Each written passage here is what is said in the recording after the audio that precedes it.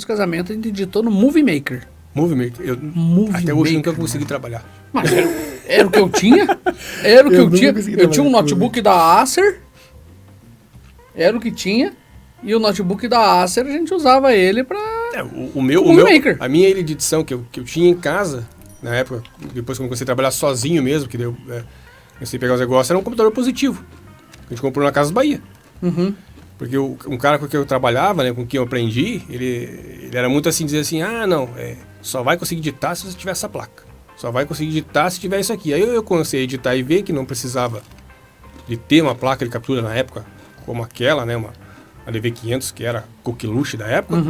Uma simples placa firewall, você conseguia pegar o sinal. Então, quer dizer, a gente foi lá, eu com a minha esposa vestimos no computadorzinho, pagamos trocentas vezes, que até fomos pro Serasa por conta disso, porque, né, não conseguia pagar, mas foi o que a gente teve.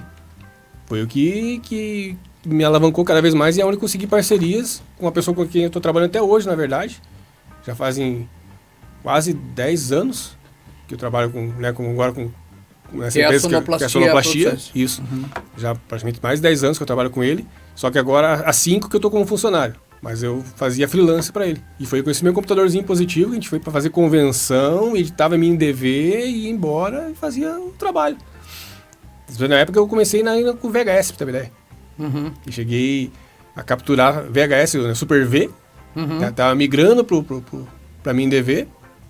E aí tava começando a entrar os DVDs, né? Tipo, você montar DVD, na época a gente não montava no DVD, eram poucas pessoas que faziam. Aí a gente lá começou a fazer DVD.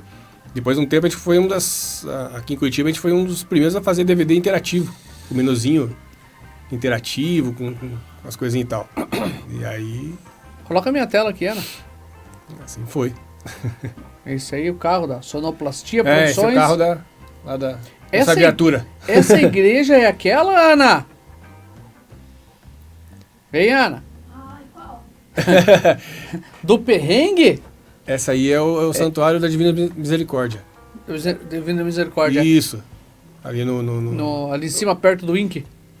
Agora eu não sei muito bem. Eu sei que é próximo do campo, próximo do centro de treinamento atlético lá, na BR. Não, então não é. Mas pensei que fosse. Não, esse é o Santuário da Divina Misericórdia, que a gente tem uma parceria com o pessoal lá da Divina. Ai. Quanto é que você tá cobrando pra assustar a casa? Pois tava...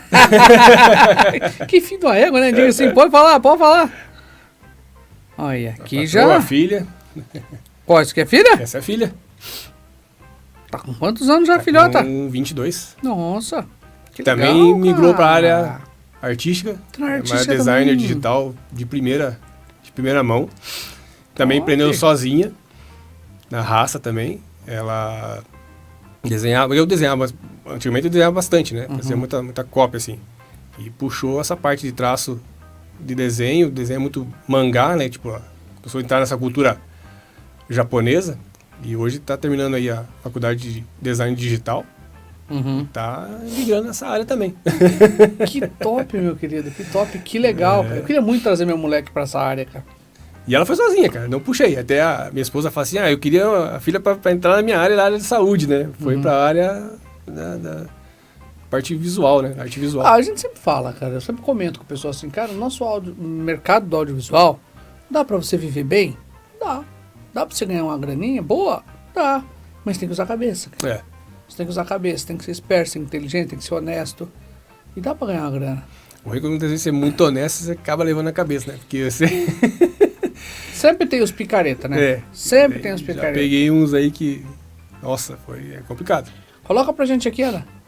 E esse aí, o que é isso? É locução?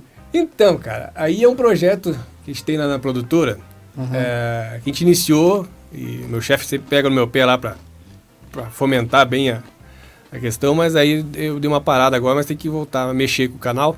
A gente montou um canal, que é o Manual do Audiovisual. E qual que era a ideia, né, do canal? Era tentar mostrar para as pessoas que, muitas vezes, com o equipamento que você tem em casa, muitas vezes você pode fazer uma produçãozinha. Você pode montar uma videoaula, por exemplo. Acho que eu lembro que você postou já. Eu postei, na época, foi bem na época da pandemia que a gente começou a pegar isso, né? Que muitas vezes, tipo assim, tinha, sei lá, professores, por exemplo, né? que tem um conteúdo, né, uma bagagem bacana e quer dar uma videoaula, muitas vezes, alguma coisa assim, mas não acho que não tem como com o computador dele. Eu falei, ali a gente queria colocar que, de repente, com um notebook, por exemplo, você consegue fazer uma videoaula bacana. Você consegue pôr um material bacana. E com software gratuito.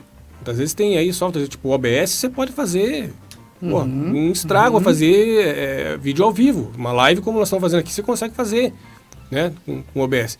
E com pouco investimento. Então a ideia nossa do manual era trazer isso, né, no princípio. Depois foi tentar mostrar para o pessoal a questão de equipamento. Tentar, né, trazer para o mundo a realidade, assim, pessoal, assim, questão de equipamento. Tipo, você tem uma luz tal, que você pode usar, mas você pode usar a luz X. Só que eu acabei meio que, ao longo do tempo, me deu uma parada agora aí, a gente quer ver se volta. E aí era uma gravação que eu estava fazendo dentro do estúdio. Aí foi feito... E fazendo tudo sozinho, né? Gravação. Montei o estúdio lá. E eu mesmo que dou o rec, dou o play nas coisas. O TP, eu que dou o play, vou segurando e falando e sozinho, né? Porque no estúdio lá trabalha só eu e meu chefe, mas meu chefe na parte de áudio, né? Que ele trabalha. Cara, mas legal. Muitas coisas muitas vezes ele não mexe na parte de vídeo, sou eu que... tem que fazer, tem que colocar no ar, meu irmão. Nós estamos tentando pegar. Tem umas coisinhas que a gente postou no canal, a gente montou um canalzinho no YouTube e no Instagram, né?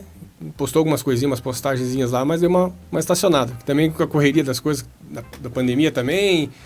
Você sabe que aí entra um problema sério, né, cara? Bem complicado. A gente entra sempre nessa, né, cara? Porra, porque tá corrido, porque tá não sei o quê, a gente acaba não fazendo. É o que a gente fala do podcast, cara. Esse podcast pra nós é algo maravilhoso, cara. É algo que a gente faz pra nós, sem custo nenhum. A gente não, sem custo, sem lucro nenhum, a gente não visa lucro. Claro, se vier um lucrinho a gente gosta, sim, mas não claro. Não vem, então a gente não tá preocupado com isso.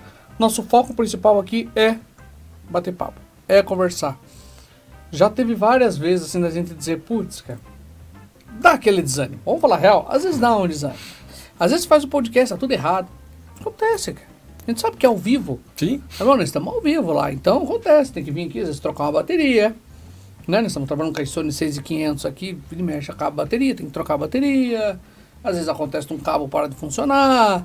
Já teve um podcast que geral parou de funcionar. A gente fez o podcast dele com 2 câmeras. Acontece? Claro que acontece. A gente marcou com um entrevistado aqui numa terça-feira, tarará, tudo certinho, bonitinho. 6 horas da tarde. Acabou a luz. 6 horas da tarde, acabou a luz. Entrei em contato com ele e falei, olha, meu amigo, acabou a luz.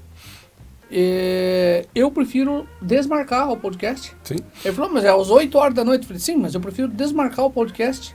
Por quê? Eu não sei que horas volta a luz. E quando volta a luz, às vezes volta instável.